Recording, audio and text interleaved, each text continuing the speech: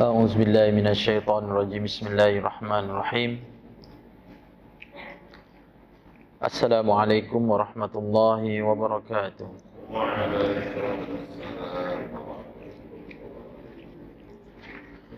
الحمد لله رب العالمين، والصلاة والسلام على أشرف الأنبياء والمرسلين وعلى آله وصحبه أجمعين. سبحانك لا علم لنا إلا ما علمتنا إنك أنت العليم الحكيم. رب اشرح لي صدري ويسر لي أمري واحلل عقدة من لساني يفقهوا قولي. يا معلم إبراهيم الحكمة علمنا، يا مفهم سليمان فهمنا، ففهمناها سليمان وكلا آتينا حكما وعلما.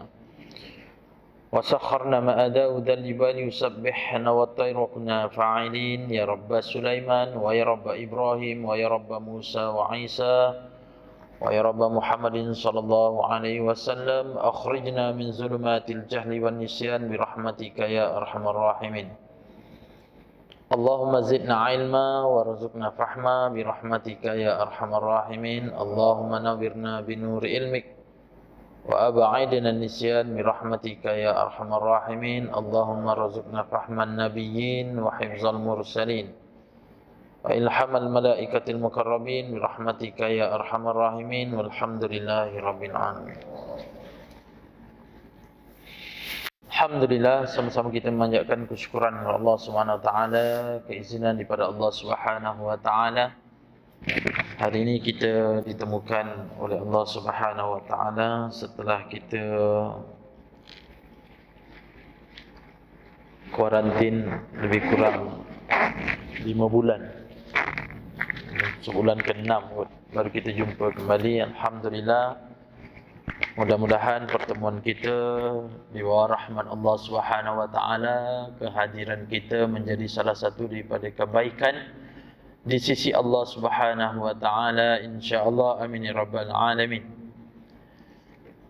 Ibu-ibu, ayah-ayah yang dirahmati Allah Subhanahu wa taala, hari ini kita sambung dalam Riyadhus Shalihin jilid yang kedua, berkenaan dengan membuat perkara kebaikan dan melarang daripada melakukan kejahatan. Hadis yang ke-16,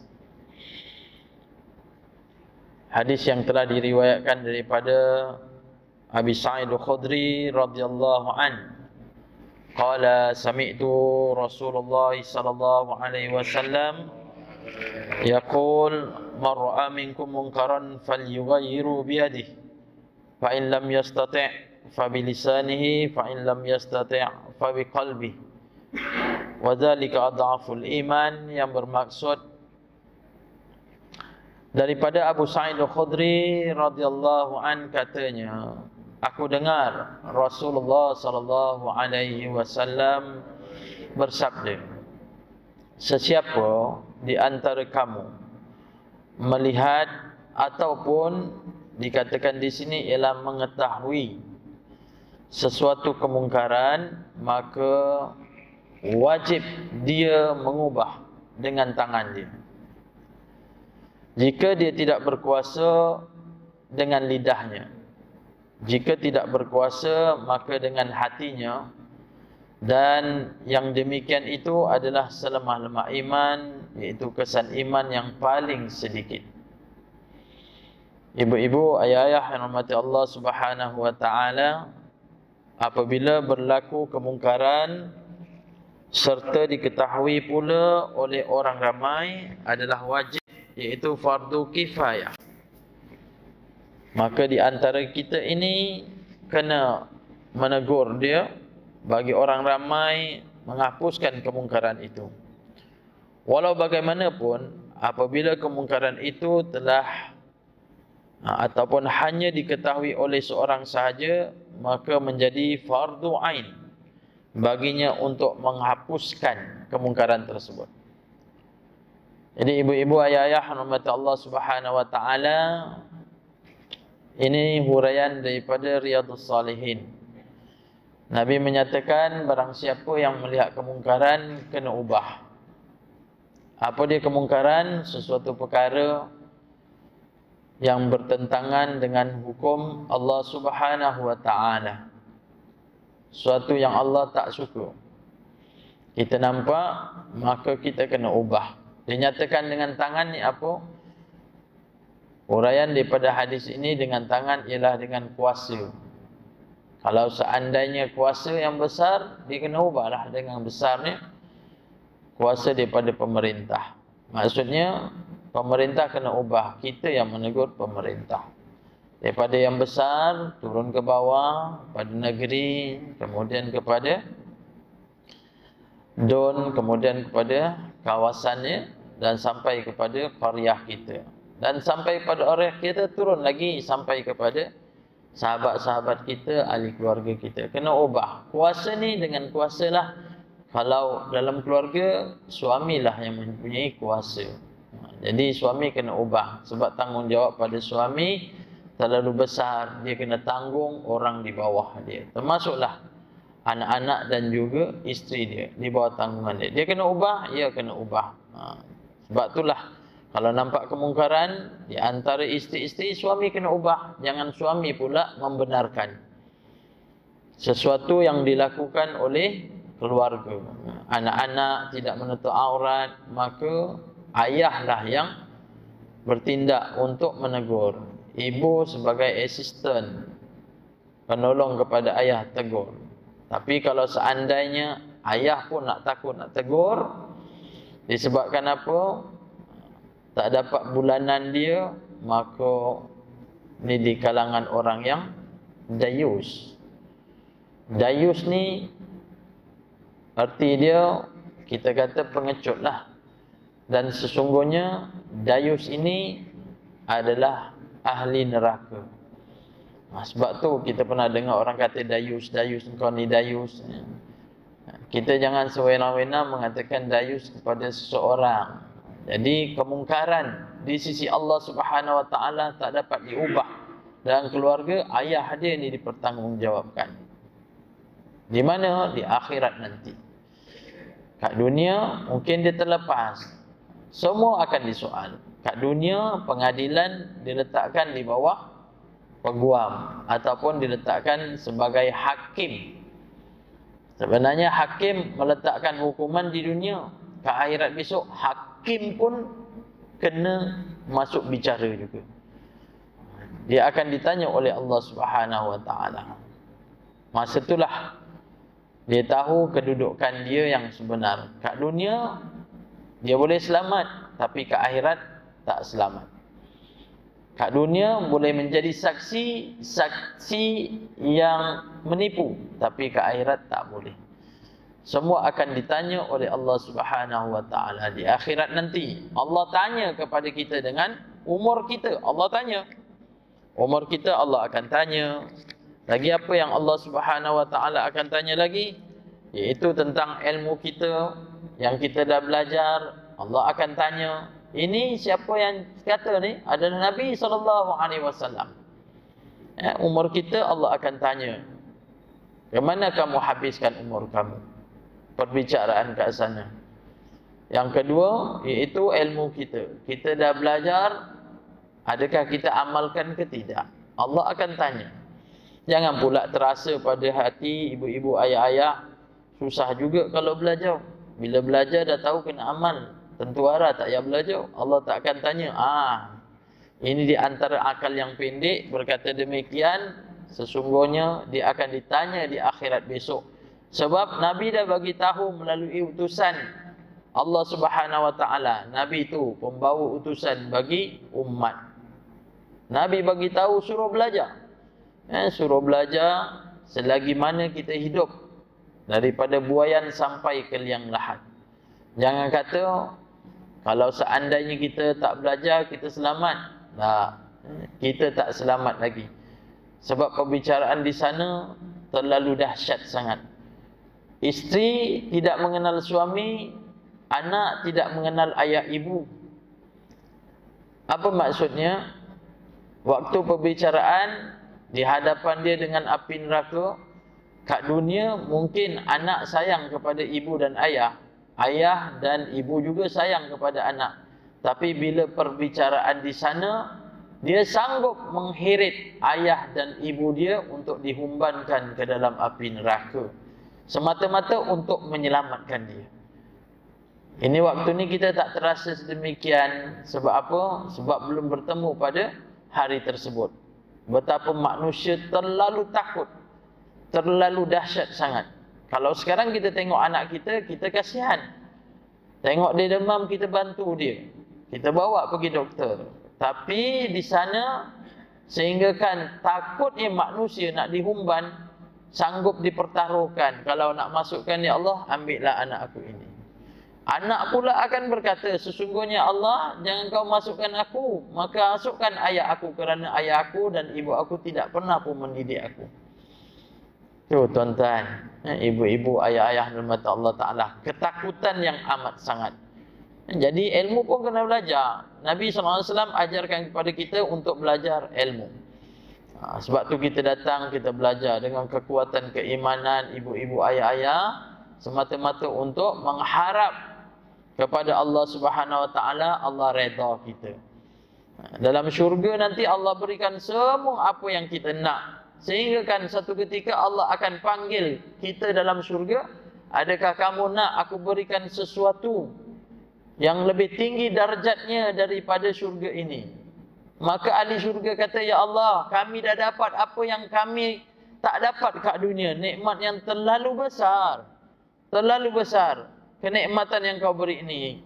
Jadi Allah kata, adakah aku nak berikan kepada kamu? Kamu nak tak? Sesungguhnya Allah, bagi kami ini dah cukup nikmat dah.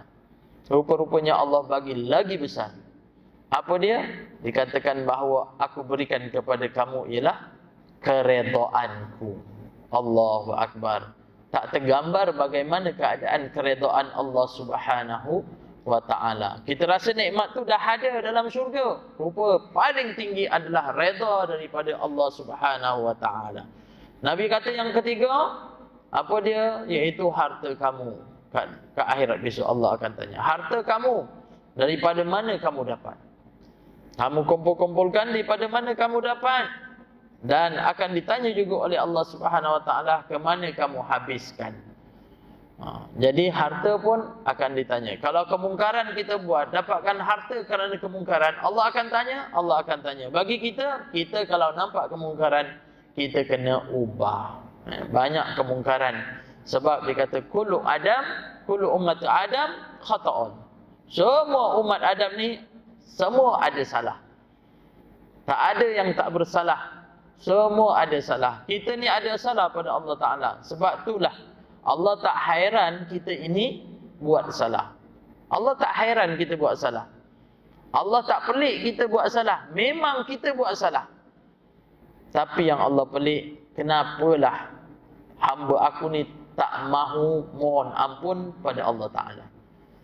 Ini yang rasa kita ini, bila rasa kita beriman pada Allah Ta'ala, kita minta ampun dah selalu. Nabi SAW ajarkan pada kita dengan sunnah dia, dengan perbuatan-perbuatan yang mana menjadi satu amalan yang kita kena ikut, wajib atas kita ikut. Kerana Nabi SAW ajarkan kepada kita ini untuk bawa diri kita ini bersama dengan Nabi SAW dalam syurga. Apa yang Nabi SAW ajarkan? Ibu-ibu, ayah-ayah, saya yakinlah bahawa ibu-ibu, ayah-ayah dan melakukan apa yang Nabi ajarkan pada kita. Kenapa kita kena bangun tahajud? Kenapa kita kena bangun malam? Kenapa kita kena bangkit sebelum waktu subuh? Itu perilaku Nabi. Ibu-ibu, ayah-ayah, kalau seandainya setiap hari dah boleh bangkit pada waktu sebelum subuh, maka sesungguhnya amalan itu adalah amalan Rasulullah SAW. Kita tak tahu, kita tak tahu di sebalik, di antara sesuatu yang kita nampak, yang tersirat kita tak tahu. Kita pada bulan Muharram, apabila pada penghujung tahun, selepas asar, kita duduk di masjid. Kita ikuti semua daripada program-program masjid. Kalau sebelum ni kita ada program pada hujung tahun. Kita baca doa akhir tahun, imam bacakan, kita amin aja. Apa dalam doa tu? Kita minta pada Allah Subhanahu Wa Taala pengampunan. Kita minta pengampunan. Minta Allah Subhanahu Wa Taala letakkan kita pada syurga Allah Taala. Habis pada waktu asar, masuk waktu maghrib, kita solat maghrib, lepas solat maghrib, imam akan angkatkan doa lagi. Doa nama dia doa awal tahun. Banyak di antara kita berbuat demikian. Orang yang tahu, orang yang faham, yang diri dia ini hamba Allah Ta'ala. Dia angkat doa awal tahun. Sungguh kan kita buat. Ya, walaupun PKP kita buat kat rumah. Dalam doa awal tahun kita minta apa? Minta pada Allah Subhanahu Wa Taala bagi kita dengan kesihatan yang baik untuk kita beribadah kepada Allah Taala. Ampunkan dosaku ya Allah. Kita minta pada Allah Subhanahu Wa Taala. Ya Allah, murahkan rezekiku ya Allah. Kita minta pada Allah Subhanahu Wa Taala. Ya Allah, terima ibadatku ya Allah. Kita minta pada Allah Subhanahu Wa Taala. Pada hujung kita minta, pada awal kita minta. Perasan tak? Setiap hari Allah bagikan kat kita penghujung hidup kita dan di awal hidup kita. Setiap hari. Sebab itu Nabi SAW tak tinggalkan kita ni bertahajud. Apa di sebalik dia? Sebelum kita tidur, kita berdoa pada Allah Ta'ala. Dan bila kita tidur, itu tandanya kita telah mati. Bismikallahumma ahya wa amut. Dengan nama Allah, engkaulah ya Allah menghidupkan dan mematikan aku. Kita doa yang tu.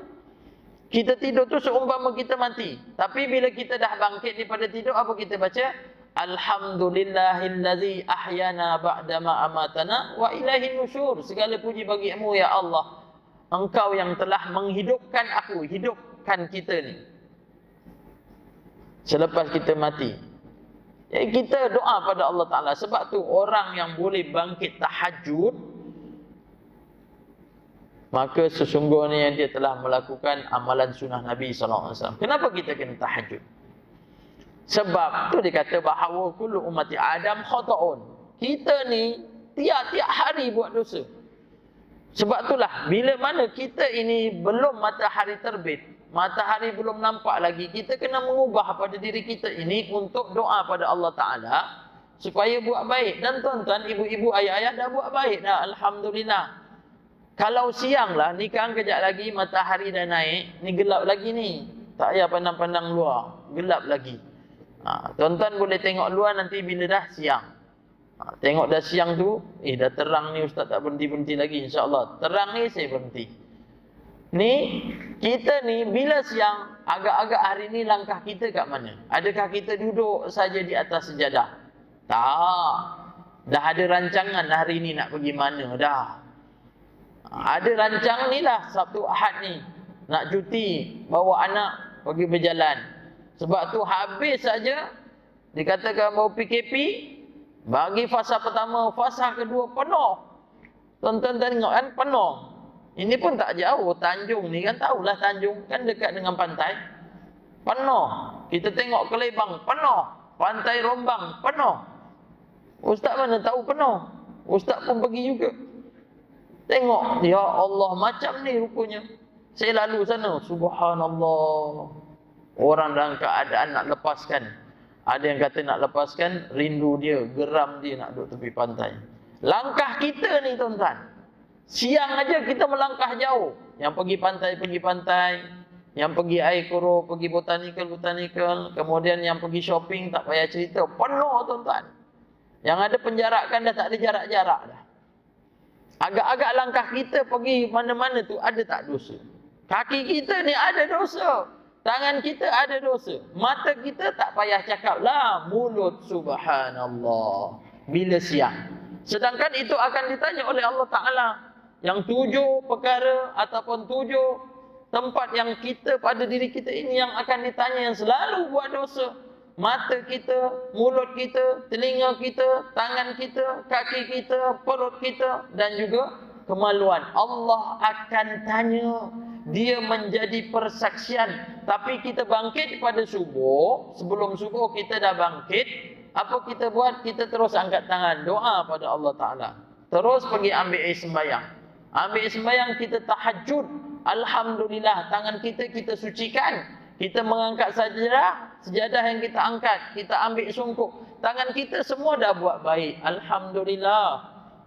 Kaki kita melangkah pada atas sejadah, kita tahajud, alhamdulillah. Mata kita buka Quran, alhamdulillah. Sebab tu 7 perkara ni ibu-ibu, ayah-ayah kalau boleh jangan tinggalkan. Dalam kehidupan harian kita 7 perkara ni jangan tinggalkan. Yang pertama itulah tahajud. Yang kedua apa? Baca Quran. Sebelum subuh baca Quran. Andai kata hajat kamu yang kamu inginkan pada hari ini dimakbulkan oleh Allah Subhanahu wa taala dalam mafhum hadis Nabi sallallahu alaihi wasallam, maka kamu bacalah Quran. Sekurang-kurangnya kamu baca suratul Yasin. Nabi bagi tahu kalau kita nak hajat kita ni tercapai, baca Yasin sebelum waktu subuh. Yasin itu kan adalah hati kepada Al-Quran. Baca Yasin. Bukan ke baca Yasin malam Jumaat ya Ustaz?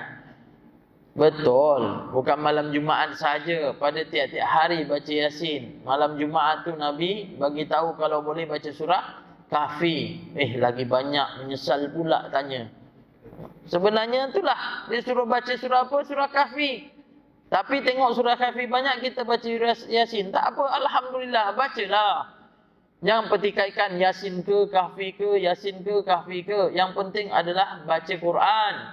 Khairukum man ta'allamal Quran wa 'allamahu. Nabi bagi tahu, sebaik-baik kamu orang yang belajar Al-Quran dan mengajar Quran, orang dekat dengan kalamullah. Mata kita tengok Quran, dah diberikan pahala ke atas kita. Mata kita waktu siang tak baca Quran, apa kita pandang? Masya Allah. Mulut kita pagi-pagi sebelum subuh kita dah baca Quran, alhamdulillah. Telinga kita mendengar ayat Quran. Ini amalan di antara yang kedua. Yang ketiga, apa yang kita nak buat lagi? Iaitu kalau boleh bagi kita ini untuk mengamalkan wudu. Sebab itu sunnah Nabi SAW. Anak kita dalam keadaan tak berwuduk, kita suruh berwuduk ketika pada pegang Quran. Ajarkan pada dia. Kadang anak-anak ni dia tak ada air sembahyang pun dia pegang Quran. Kadang bapa kepada anak pun ada. Ada anak, lepas tu bapa dia. Bapa dia pun sama juga. Pegang-pegang Quran tak ada air sembahyang. Wa na'udzubillah, sedangkan itu adalah kitabullah. Kitab Allah Ta'ala. Ada orang macam tu, dia ambil benda ni ditutupkan. Boleh ke? Tak boleh. Yang boleh bila dalam keadaan darurat. Kalamullah jatuh di atas jalan. Kita kena ambil, kita kena ambil untuk menyelamatkannya. Kalamullah. Kata-kata daripada Allah Subhanahu Wa Taala betapa sucinya. Tak boleh kita pegang tanpa wuduk. Amalkan wuduk. Dalil dia, kalau sekiranya kita ingin nak masuk syurga, seperti mana Bilal bin Rabah belum mati tapi tapak kaki dah dengar dalam syurga. Apa kata Nabi SAW dalam hadis lain? Mafhumnya, sesungguhnya barang siapa yang telah berwudu lalu mengangkatkan tangan berdoa pada Allah Ta'ala, Allahumma ja'alni minat tawabin waj'alni minal mutatahhirin waj'alni min ibadikas salihin. 3 saja ayat tu kita baca, maka Allah bukakan semua pintu syurga. Bukan 1, 8 pintu syurga. Masuklah mana yang kamu nak masuk. Ini Nabi ajar, ambil air sembahyang. Amalan yang keempat Nabi ajarkan. Apa dia? Ni lepas daripada kita kuliah ni. Ada waktu yang panjang sebelum masuknya waktu zuhur, maka solatlah duha. Rezeki Allah Ta'ala limpahkan bagi mereka yang mengamalkan duha. Amalkanlah insya-Allah. Quran tadi amalkan. Baca Yasin insya-Allah. Kalau Yasin panjang, baca apa? Baca Qul huwallahu ahad 3 kali. Qul huwallahu ahad, Allahus samad, lam yalid wa lam yulad wa lam yakul lahu kufuwan ahad. Ada 4 ayat. Tapi 4 ayat tu kena baca 3 kali. Bermaksud 12 ayat. Panjang. Kalau panjang baca 1 ayat. Apa baca ayat dia? Iaitu ayatul kursi. Baca ayat kursi. Memanglah ustaz 1 ayat tapi panjang tu berapa baris? Kalau 1 ayat tu pun kata panjang, tidur je lah. Nak cakap macam mana lagi kalau 1 ayat itu kursi tu dia punya kelebihan subhanallah. Nak masuk syurga tapi tak nak buat apa yang Nabi suruh, apa yang Allah Ta'ala suka. Selepas daripada solat, jangan kamu bangkit daripada tempat duduk kamu, kata Nabi. Bacalah sekurang-kurangnya kamu baca ayatul kursi, kerana orang yang mengamalkan dengan ayatul kursi selepas solat, maka janji bagi Allah SWT pada hamba dia adalah syurga Allah Ta'ala. Baca ayat kursi tak nak Assalamualaikum warahmatullahi, Assalamualaikum warahmatullahi, terus bangkit. Nak pergi mana? Kita kejar-kejar. Bukan lama sangat kita pun beribadah ataupun sembahyang kepada Allah Ta'ala. Tak lama. Sebab tu imam baca mana ada panjang-panjang. Mana ada panjang. Dengar meyalah. Qad aflahal mu'minun alladzina hum fi salatihim khashi'un. Ini panjang ni. Tak ada. Imam baca sikit je. Lepas tu rukuk. Tadi tu imam baca kan Suratul Fatah. Inna fatahna laka fataham mubina. Wah, panjang ni. Tak ada panjang.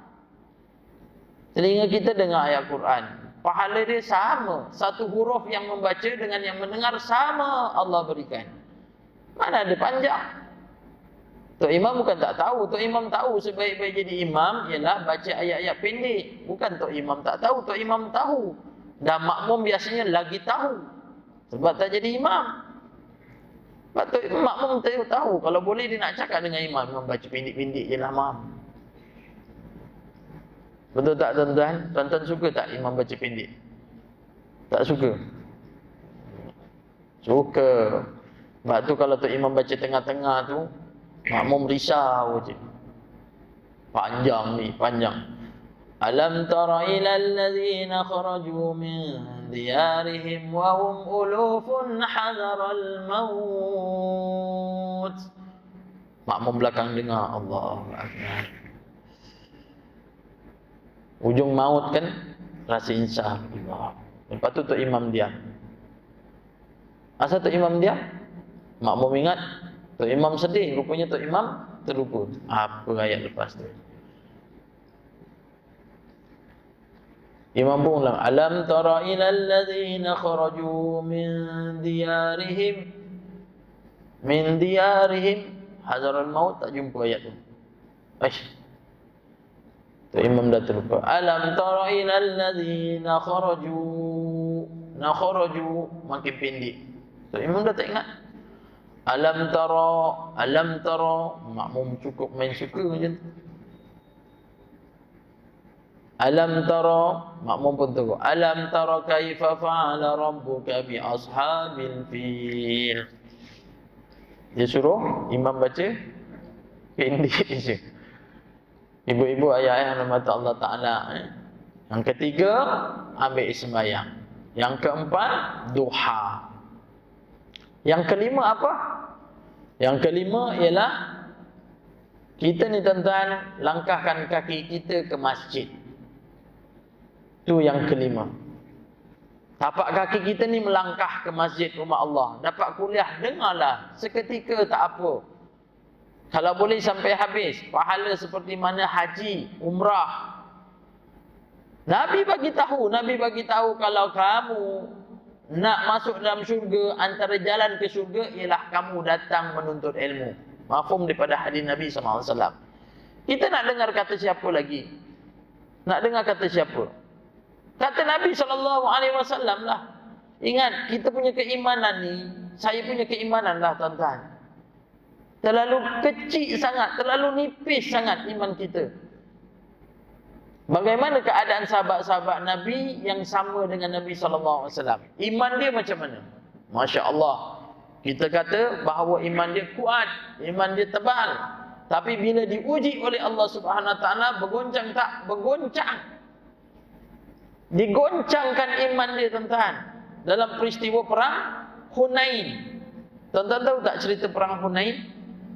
Perang Hunain. Dalam surah apa? Surah Kahfi. Kan? Surah Kahfi, perang Hunain. Perang Hunain ini bila? Iaitu perang waktu Nabi SAW usia dia lebih kurang 61 tahun. Antara peperangan terakhir Nabi, perang Hunain. Bila berlaku? Iaitu waktu umat Islam di Madinah telah datang ke bumi Mekah seramai 10.000 orang dalam peristiwa Fatahul Mekah, peristiwa pembukaan kota Mekah. Dua tempat ni Nabi SAW buka sampai sekarang adalah tempat bagi umat Islam dan haram bagi orang-orang kafir. Tempat ini disebut Haramain, iaitu dua tempat haram Madinah. Siapa yang buka Madinah? Nabi SAW. Nabi buka Madinah selepas Nabi memperbaikkan di antara dua yang bermusuh, Aus dengan Khazraj. Nabi datang sana, Nabi persaudarakan mereka. Lalu penentangan bagi orang-orang kafir sehingga kan diperang ke atas. Peperangan tersebut habis semua puak-puak Khaybar, Qainuqa, Nadir. Di antara puak-puak kafir yang menentang Nabi di Madinah, akhirnya semua kalah, keluar. Nabi serang daripada perjanjian Hudaibiyah, perang Khaybar. Bagi ke tempat Khaybar, sebab Khaybar masa tu buat perancangan nak serang umat Islam. Habis, kalah semua. Khaybar, bandar Khaybar. Masya Allah, tempat tu lebih kurang masyhur jugalah. Meriahlah, ramai orang di bumi Madinah. Ni tempat kumpul orang-orang kafir nak serang Nabi. Jadilah bandar Madinah itu bandar umat Islam. Tak ada orang kafir boleh masuk. Satu lagi tempat, iaitu di Mekah. Fatul Mekah lah, maka orang-orang kafir semua selepas dibuka oleh Nabi SAW, semua kafir keluar. Waktu tu sebelum Nabi SAW buka, ada orang kafir, ramai orang kafir.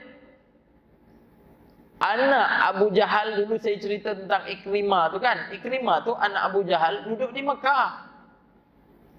Sebelum Fatul Mekah, dia di antara pembesar. Bapa dia pembesar, Abu Jahal kan pembesar. Keturunan yang mentadbir Mekah di zaman Abdul Muttalib disegani oleh penduduk-penduduk Arab. Lalu Abdul Muttalib meninggal. Siapa yang mentadbir? Anak-anak dia. Di antara pembesarnya ialah Abu Talib. Selepas Abu Talib meninggal, Nabi ini telah berhijrah. Nabi ini telah berhijrah ke mana? Ke Madinah. Siapa yang mentadbir Mekah? Yang mentadbir Mekah bukannya golongan daripada Bani Hashim. Siapa dia? Amru bin Hisham. Abu Jahal lah. Pembesar dia di antaranya Abu Jahal. Anak dia Ikrimah. Nabi masuk di bumi Mekah, maka semua orang kafir keluar. Semua keluar. Di Mekah di antara puak yang besar ialah Bani Saqif dan juga Bani Hawazin. Nabi masuk Mekah, Nabi beritahu ada 10 orang yang kamu boleh bunuh atas dia, halal pada dia. Darah dia halal, termasuklah Ikrimah. Lagi Wahsy, Hindun, isteri Abu Sufyan. Nampak boleh bunuh dah. Dia penentang-penentang bagi orang-orang Islam. Tapi ada di antaranya masuk Islam. Hindun masuk Islam. Wahsy masuk Islam. Ikrimah pun masuk Islam. Tapi sebelum dia masuk Islam, semua dah lari bertempiaran. Wahsy lari ke Taif. Ikrimah lari ke Yaman. Semua takut nak kena bunuh. Masa tu orang kafir semua dah keluar. Tapi di antara orang kafir yang belum keluar, Nabi SAW dakwah kat situ. Allah bukakan rahmat ke atas kamu bagi mereka yang beriman kepada Allah dan Rasul. Ramai di kalangan orang-orang Mekah kafir ini telah beriman kepada Nabi dan juga kepada Allah Subhanahu wa taala. Percaya kepada Nabi Muhammad sallallahu alaihi wasallam. Yang tak percaya larilah, keluar. Keluar dia puas hati, tak puas hatilah. Dia tak puas hati, dia bawa semua harta-harta dia yang ada kat Mekah. Kepingan-kepingan emas dibawa. Lagi apa yang dibawa? Segala ternakan dia, unta, kambing, lembu, semua dia bawa keluar daripada bumi Mekah. Akhirnya dia berkumpul. Bani Saqif dan Bani Hawazin. Dia berkumpul kat situ. Lalu dia buat pakatan, dia nak serang balik Nabi SAW yang ada di bumi Mekah masa Fatul Mekah. Nabi SAW menyiapkan bala tentera yang begitu ramai. Ramai sungguh sebab orang Mekah Ada di antara yang beriman kepada Nabi, sudah ramai. Orang Madinah datang 10.000, ramai. Peristiwa ini selepas perang Khandaq. Jadi Bani Saqif dan Bani Hawazin ini telah membuat perancangan nak serang Nabi SAW. Nabi lagi awal mengetahui. Sebab Nabi SAW ada SB dia, Special Branch dia. Siapa Special Branch? Ialah Jibril alaihissalam. Sebab tu masa sebelum pembukaan kota Mekah, ada di antaranya orang Madinah, dia dalam diam-diam nak pergi Mekah, nak bocorkan rahsia kepada kaum kerabat dia yang ada kat Mekah, menyatakan bahawa perancangan orang-orang Madinah nak serang Mekah. Jadi dia nak bocorkan rahsia. Siapa dia? Laki ke perempuan? Perempuan. Perempuan. Dia nak bocorkan rahsia, bawa kuda ni pergi ke Mekah, nak bagi tahu orang Mekah, sebab kaum kerabat dia orang Mekah ni ada kat situ. Kalau seandainya dia khawatir Islam pergi serang, mati kaum kerabat dia, dia bawa kuda, bawa lari. Siapa yang bagi tahu? Jibril bagi tahu kepada Nabi SAW. Lalu Nabi SAW pesan kepada Sayyidina Ali dan beberapa sahabat, kamu kejarkan seorang perempuan, Khattam nama dia, perempuan. Mintakan kepada dia sesuatu utusan, surat yang dibawa. Rupa-rupanya orang perempuan ni dia bawa satu risalah, disimpan pada diri dia, nak pecahkan rahsia ini pada penduduk Mekah. Akhirnya Sayyidina Ali pergi kejar, dapat tak? Dapat. Dipacu oleh Sayyidina Ali bersama dengan dua sahabat lain, kejar sampai dapat. Akhirnya Sayyidina Ali pesan pada perempuan tersebut, keluarkan utusan yang kamu nak bawa ke Mekah. Dia kata, mana ada? Tak ada. Orang perempuan ni kata tak ada. Keluarkan. Jangan sampai dalam keadaan aku telanjangkan kamu, baraikan kamu. Kata tak ada. Nah, Sayyidina Ali percaya ini daripada Rasul. Rasul cakap memang betul, tak ada tipu mana. Kalau tidak dibawa kepada Nabi SAW. Akhirnya dia keluarkan rahsia itu. Tahu tak kat mana dikeluarkan? Dia simpan kat mana rahsia itu? Sebab tu orang perempuan dengan orang lelaki, yang pandai simpan barang orang lelaki, kaum perempuan. Orang perempuan. Atuk-atuk kita dulu simpan duit kat mana? Kat songkok kan. Orang tu dulu lah yang ada simpan songkok hitam tu, ada celah tu simpan. Pada pakaian dia tak ada. Pakai t-shirt pergi kedai teh kan, minum teh, makan kuih, dia ambil duit kat mana? Kat songkok, bayar. Kalau tak ada songkok, orang tua-tua dulu yang lelaki simpan duit kat mana? Kat pinggang. Ada tak ada itulah, nilainya besar tu, 50 sen dia letak kat telinga. Perasan tak? Atuk-atuk dulu lah, saya kecil-kecil dulu ingat atuk dia 20 sen kat sini, 50 sen kat sini. Kadang 20 sen kiri, 20 sen kanan. Sebab masa tu murah. Air teh pun baru 15 sen. Sekeping duit 20 sen ni dah dapat air teh satu. Sekarang tak boleh, sekarang dah RM1 lebih lah. Kalau gelas besar dah RM1 lebih. Kalau letak 20 sen tak dapat bayar. Itu kaum bapa lah simpan duit. Tapi kaum ibu simpan duit kat mana? Rasa nenek-nenek dulu simpan duit kat mana? Dia ada tali pinggang tu ada poket. Tali pinggang dia ada poket. Situlah ada duit, situlah ada pisau belati kecil tu, sudah lipat tu kan, lipat. Ada tembakau. Ada panggil sentil kan, sentil. Dulu kan orang-orang perempuan kan banyak makan sentil. Anak-anak sekarang kalau sekolah menengah cakap sentil pun dia tak tahu. Sentil ni dia lepas daripada makan nasi tu, dia tak merokok. Dia ambil gobek, dia masukkan sirih, gambir, pinang. Lepas tu dia tumbuk. Lepas tu dia makan. Oh, dia punya sedap tuan-tuan. Lepas tu baru dia ambil tembakau, gosok gigi dia tu. Gosok, letak kat mana? Letak kat ujung. Tengok cerita-cerita Piramli dulu kan, ada. Siapa? Makcik siapa tu yang pakai sentil? Ala Kasim pun dulu pakai sentil tu. Cerita ibu mertua aku. Orang perempuan pandai simpan barang. Tak ada duit, beli ikan sekati, ikan kemu sekati, tak payah tekan pin untuk atau teller, cen dia keluar duit. RM5, RM1, lipat, panas je tempat simpan duit. Hatam simpan duit kat mana? Simpan kat sanggul. Dia simpan kat sanggul.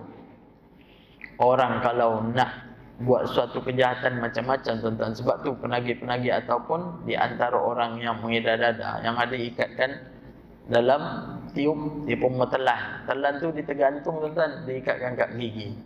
Nak lepas daripada siapa ni, daripada inilah immigration. Ada yang simpan dalam dubur, masukkan dubur, Masya Allah, macam-macam. Orang nak selamat. Kat barang ni tak payahlah, kat beg ke kat mana, banyak dia simpan kat sanggul ni. Kemungkaran kan. Allahu Akbar. Akhirnya apa berlaku? Penduduk daripada Saqif dan Hawazin nak serang. Nabi SAW dapat tangkap masa tu, dan dia bertaubatlah, minta ampun. Serang, Nabi pun pergi serang dulu.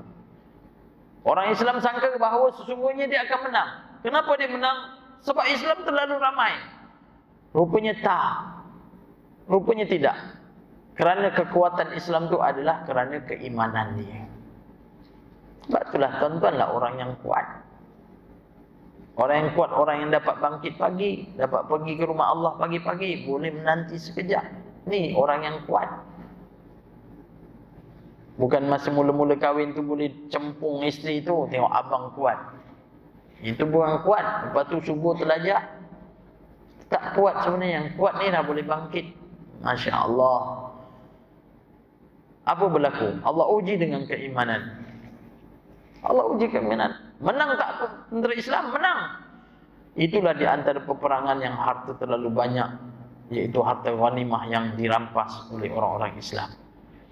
Dalam sirah menyatakan bahawa Islam dapat merampas unta, dikatakan hampir 20 ke 30 ribu ekor. Lembu dikatakan hampir kepada 40 ke 50 ribu ekor.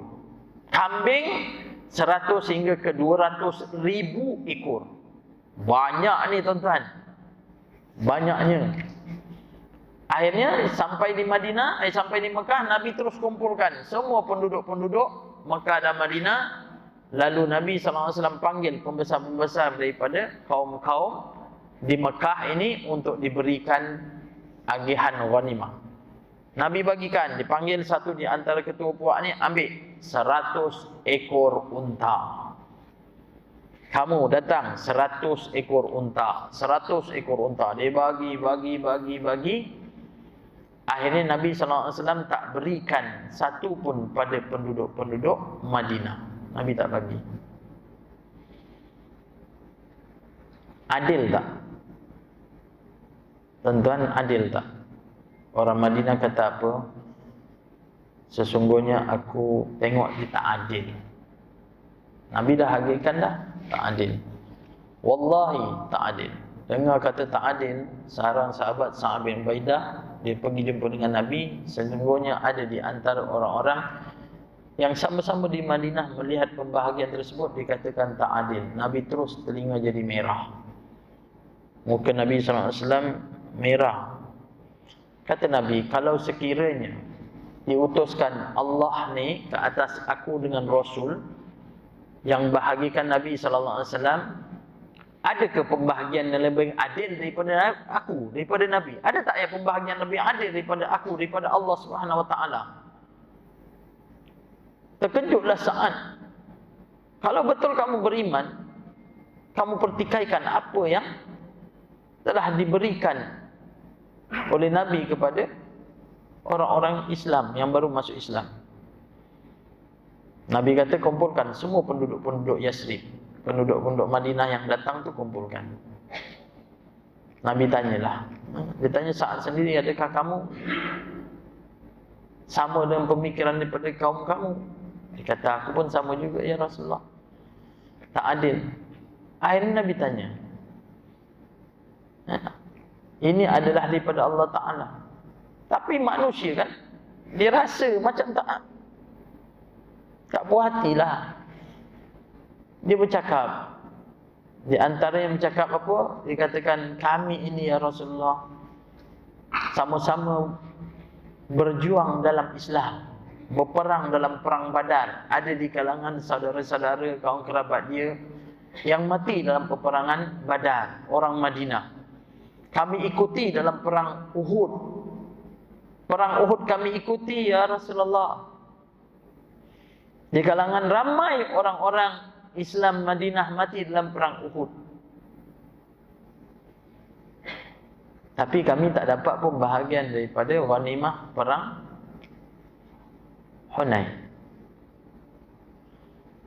Nabi SAW lagi nak cakap apa, cakaplah. Cakap. Nabi sambung, benar dahulu kami datang hanya beberapa kerat daripada bumi Mekah ke Madinah.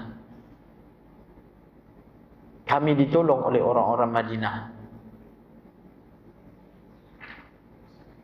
Kami ini datang sebatang kara. Orang Mekah datang, tak ada saudara. Kami dipersaudarakan oleh orang-orang Ansar. Nabi cakap orang Madinah ni dah terasa, tuan-tuan.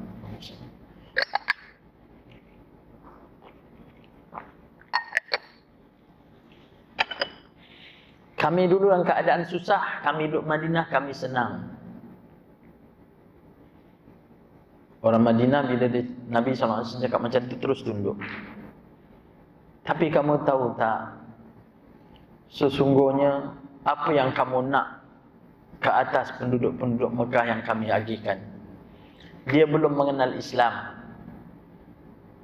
Dengan pembahagian inilah dia mengerti bahawa Islam itu menitik beratkan kepada pertolongan. Yang dibagikan ni kepada JKK dia ni, ketua dia ni. JKK kena agih-agihkan pada kaum dia. Kalau kita kata JKK lah, jangan tuan-tuan tengok sirah tu mana ustaz kata tak ada pun JKK zaman Nabi. Memang tak ada. Dia kata ketua puak lah. Dia agih-agihkan kepada siapa? Pada penduduk kaum-kaum dia. Betapa indahnya Islam. Tapi kamu nak juga. Ya Rasulullah, pedang kami ni Rasulullah ada darah lagi perang dalam Hunain. Tapi kami tak dapat apa. Kamu nak apa yang ada kat dunia ni hanya sikit saja di sisi Allah Subhanahu wa taala. Tapi kamu tahu tak apa yang diberikan oleh Allah Ta'ala kepada kamu? Allah berikan kepada kamu dengan Islam. Dulu kamu sebelum Islam, tempat kamu ini berada di jurang api neraka. Kan ada ayat cerita tentang api neraka kan? Lalu Allah Ta'ala berikan kepada Nabi untuk hidayah pada mereka. Kamu berada di jurang api neraka, kamu hidup dalam pergaduhan. Allah Ta'ala damaikan. Betapa indahnya Islam Allah berikan kepada kamu. Penduduk Mekah, Madinah semua dah tunduk dah. Rasa sedih. Kamu tahu tak, sesungguhnya diri aku ini aku berikan kepada kamu untuk penduduk-penduduk Madinah. Orang Madinah semua menangis. Menangis. Kalau kamu nakkan dunia tu kecil sangat, menangis orang Madinah. Ya Rasulullah, ampunkan kami ya Rasulullah. Nabi terus angkatkan doa. Doa kepada penduduk Madinah. Ya Allah, ya Tuhanku, ampunkanlah penduduk-penduduk Madinah. Terharu penduduk-penduduk Madinah menangis. Ya Rasulullah, ya Allah, ampunkanlah anak-anak Madinah ya Allah. Ya Rasulullah, ya Allah, ampunkanlah cucu-cucu kepada penduduk Madinah ya Allah. Amin ya Allah, amin ya Rasulullah. Ya Rasulullah menangis. Betapa Allah ujikan dengan sikit je keduniaan. Sebab itulah Nabi SAW wafatnya di bumi Madinah. Nabi serahkan diri dia ni untuk penduduk Madinah. Jadi yang keenam apa dia? Yang keenam di antaranya sedekah. Jangan tinggalkan. Setiap hari ini tentang sedekahlah. Datang ke masjid, masukkan tabung masjid. Yang ketujuh, istighfar. Ini amalan Nabi SAW. Kalau kita buat dapat tuan-tuan, insya-Allah 7 perkara ni di antara amalan Nabi SAW. Ibu-ibu, ayah-ayah nama Allah Ta'ala. Itu tentang kuasa. Mungkar, maka ubah dengan tangan. Yang kedua, fa in lam yastati' fa bi qalbi. Yang ketiga, biadi walisan, dengan lidah kita. Ubahlah, iaitu dengan nasihat. Cakap baik-baik, terangkan baik-baik. Jangan lidah kita ni tuan-tuan kata yang bukan-bukan. Apa pesanan Nabi SAW? Di antara wasiat Nabi SAW ada 3 perkara. Di antara, janganlah kamu mengucapkan sesuatu, kata Nabi. Hadis daripada Imam Ahmad, riwayat daripada Imam Ahmad, dikata janganlah kamu mengucapkan satu perkataan yang kamu ucapkan itu sehingga kan kamu terpaksa meminta maaf kepada orang itu. Maksudnya apa? Kita ni, kita punya cakap ni jangan sampai salah sampai kita terpaksa minta maaf kepada dia. Ini pesan siapa? Pesan daripada Nabi SAW. Itu di antara dia. Sebenarnya ada 3 Nabi pesankan. Yang pertama, sekiranya kamu menunaikan solat, maka anggaplah solat itu adalah solat yang terakhir bagi kamu. Maka kita akan dapat kekhusyukan dalam solat, keseronokan, kegembiraan dalam solat.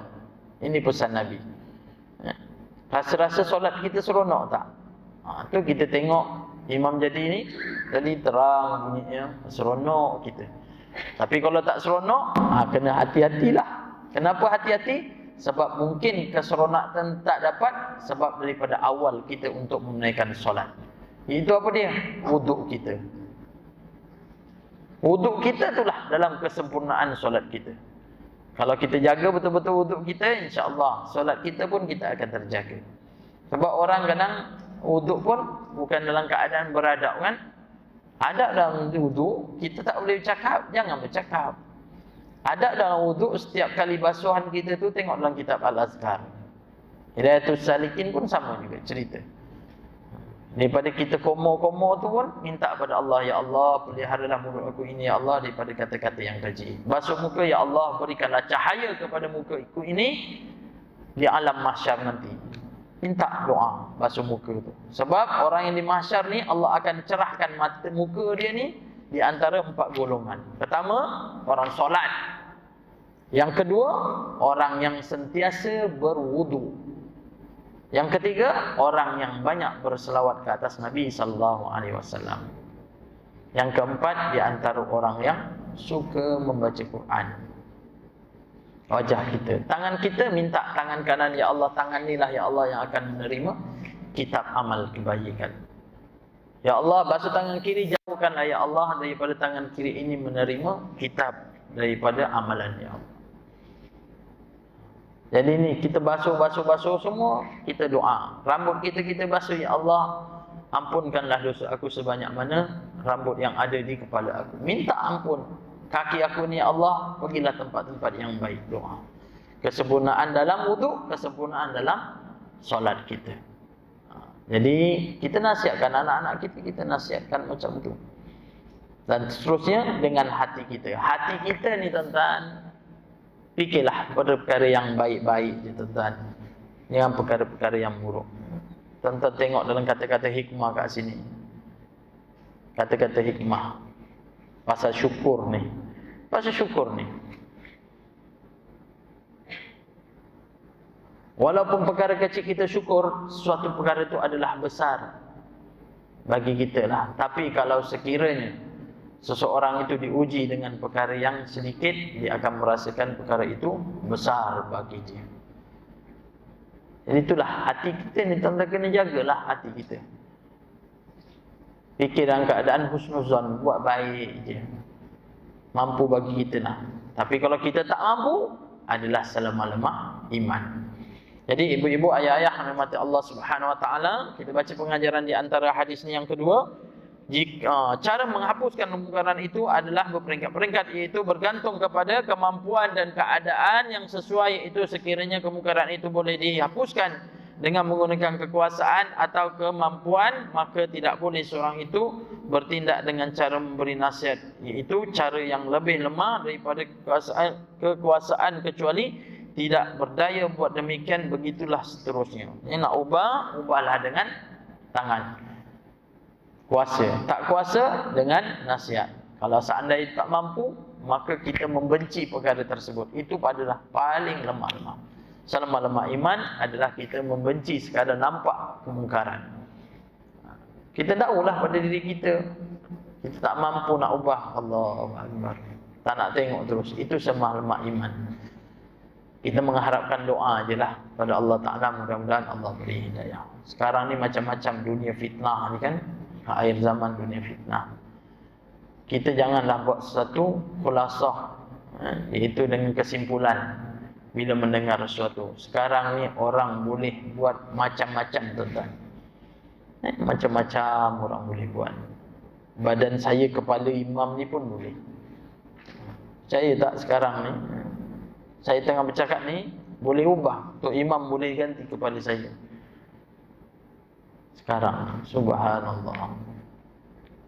Dunia fitnah. Sebab tu kita doa setiap hari. Amalan Nabi SAW, sebelum salam tu doa lah.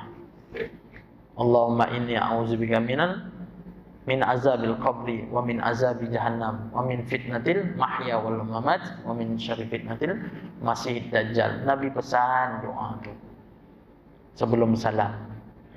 Dah salam tu bacalah doa. Assalamualaikum warahmatullahi. Allahumma inni as'aluka ridhaka wal jannah. Minta Allah redha selepas salam pertama. Assalamualaikum warahmatullahi. Allahumma inni a'udzubika min sakhatika wan nar. Bacalah doa selepas salam. Lepas tu bacalah bismillahillazi la yadurruhu ma'asmihi syai'un fil ardi wala fis sama' wa samiul alim. Minta berlindung pada Allah Subhanahu wa taala. Atau tuan-tuan bacalah Allah astaghfirullah, astaghfirullah, astaghfirullah. Istighfar kepada Allah Ta'ala. Minta pengampunan. Mudah-mudahan kita dapat ilmu sedikit ni, kita boleh beramal. Dah tahu, kita sampaikan kepada anak isteri kita di rumah, rakan-rakan kita, supaya berpanjangan amalan yang kita dapat ini, kita dapat di sisi Allah Subhanahu Wa Ta'ala. Saya rasa cukuplah setakat tu untuk hari ini. Minta ampun, minta maaf pada ibu-ibu, ayah-ayah, andai ada keterlanjuran kata-kata daripada saya. Yang baik semua datang daripada Allah, buruk daripada saya, hakikat daripada Allah Subhanahu Wa Taala. Saya doakan pada tuan-tuan yang hadir pada hari ini, ya Allah, berikanlah kesihatan kepada jemaah ini, ya Allah. Berikanlah kewaafiatan, berikan keselamatan, jauhkan daripada penyakit yang menular ini, ya Allah. Kau berilah kekuatan, panjang umur yang baik untuk kami beribadah kepadamu, ya Allah. Terimalah segala amalan kami, ya Allah, ya Rahman, ya Rahim. Dan satukanlah kami, ya Allah, di dalam syurga-Mu, ya Allah, suatu ketika nanti. Mudah-mudahan Allah SWT akan kabulkan atas permintaan kita sama-sama. Aku qauli hadza astaghfirullah li wa lakum. Subhanakallahumma wa bihamdika asyhadu an la ilaha illa anta astaghfiruka wa atubu ilaik. Bismillahirrahmanirrahim. Wal 'asr innal insana lafi khusr illa alladhina amanu wa 'amilus shalihat wa tawassaw bil haqq wa tawassaw bis sabr. Assalamualaikum warahmatullahi wabarakatuh.